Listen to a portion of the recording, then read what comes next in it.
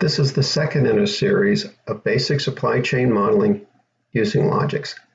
We'll be expanding your supply chain model, entering distribution centers, optimizing your supply chain network, and viewing your results.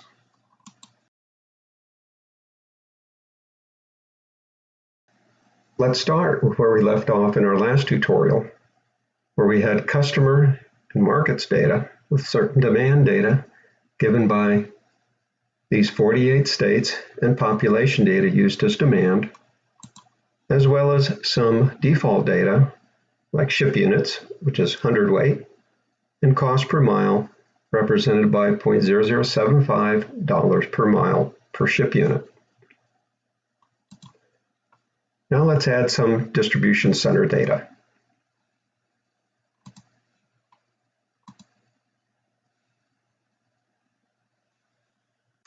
One of the ways to add data to Logix models is with an Excel data file, including all of our candidate and existing distribution centers.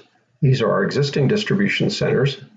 We show here a region represented by Northeast or Southeast or Central regions for each of the existing facilities located in these cities, state, zip code, country. Latitude, longitude is optional. Logix can geocode these automatically, or you can enter the latitude, longitude in the Excel data file itself. We also have capacity for each facility, here very simply represented by 300,000 square feet. Transportation variable, $0.0075 per mile for all of them. Again, very simple. You can have different transportation rates for any distribution center or any site. And you can also have very specific site-based origin destination freight rates, which we'll learn in another tutorial. We've also entered variable warehouse rates. These are cost per square foot. We also have fixed warehouse rates. These could be annual lease rates for each of our facilities, and of course they can all be different.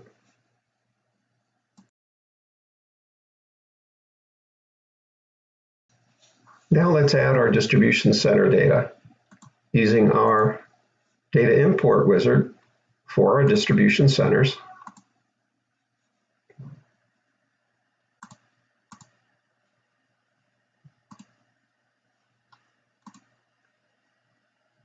And here you'll see we have distribution center data that we had just taken a look at in our Excel models.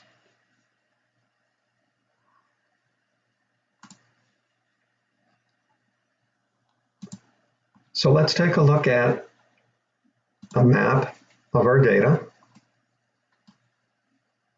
We have all of our customer data represented by these icons on the screen. And now we also have our candidate or existing facilities, also represented by this symbol. Now we have 6 distribution centers that cover the United States for our demand data, again represented by a region code that links each of our distribution centers with their corresponding customer demand data with the same region code.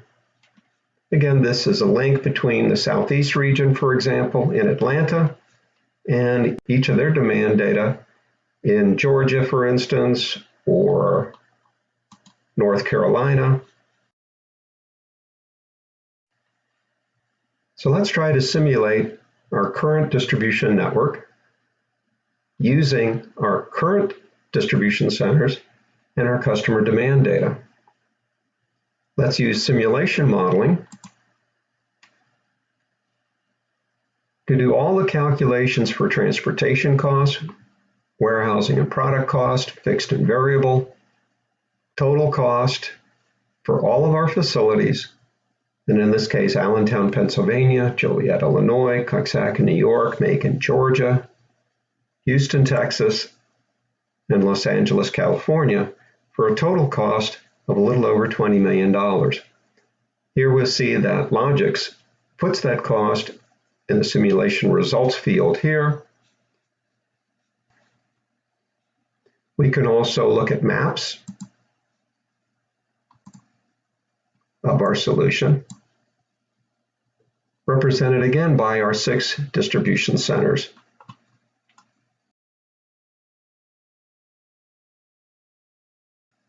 Now let's try to model how many distribution centers and where they should be located for an optimum solution. Let's just put an asterisk under number of sites. You can also leave that blank. And in this case, we're going to just use our supply chain network optimization.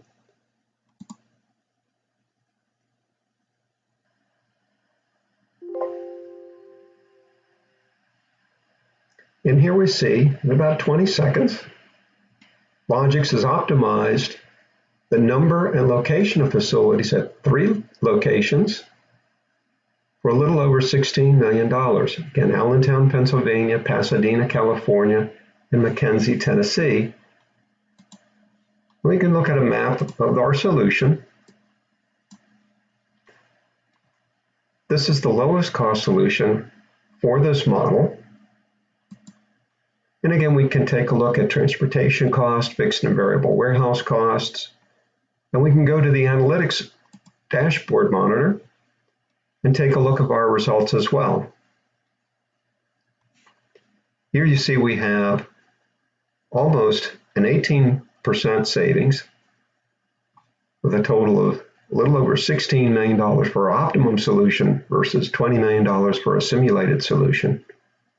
We can see the facility costs and the transport costs in relation to the optimum versus the simulated current model. We can also click on service and see that our one-day service for our optimum solution is about 67% versus our current as-is simulated solution, the one-day service of about 81%. So our service is just a little bit less efficient for our optimum solution. We'll look at service and best service optimization in another tutorial. We can also look at our charts, changing our metrics to see what our total cost for each of the facilities, cost per unit, cost per square foot, the size of each facility, the service time and service metrics for each facility, and other metrics.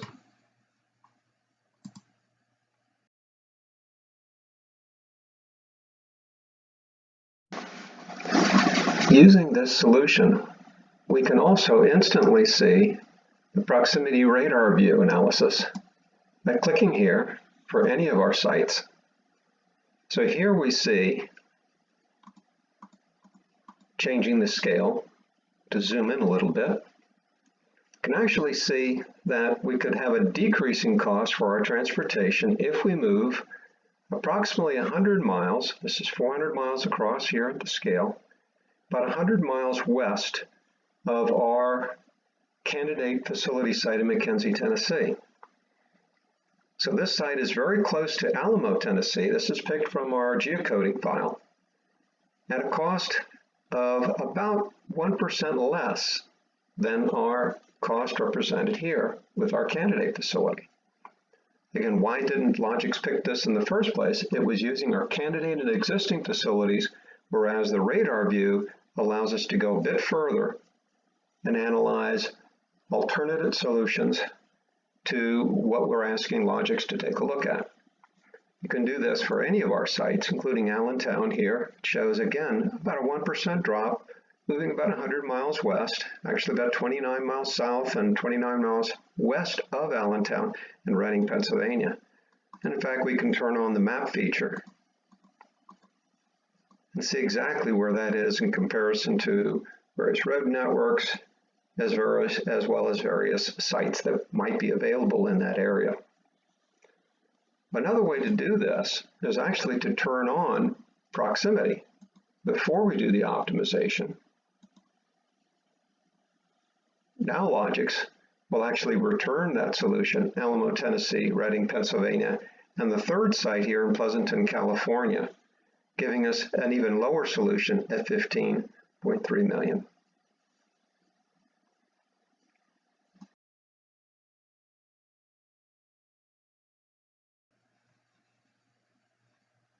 We can also optimize a selection of facilities. So if we choose, let's say, these two facilities, by highlighting them, pressing our select key, we can also use our greenfield optimization by turning greenfield on, selecting, let's say, 3 sites, and using our optimizer again. And in this case, Logix will choose the 2 facilities we had selected and add a third using the greenfield model, with the greenfield solution being San Francisco.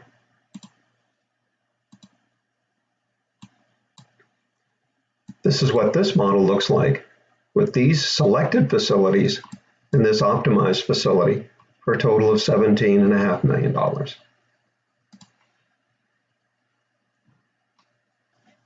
Any of these distribution models can be exported. You can export the distribution model solution, the optimum solution, as well as the simulated model solution, and then import them into Excel for further modeling. In the next tutorial, we'll take a look at how to add suppliers to our model.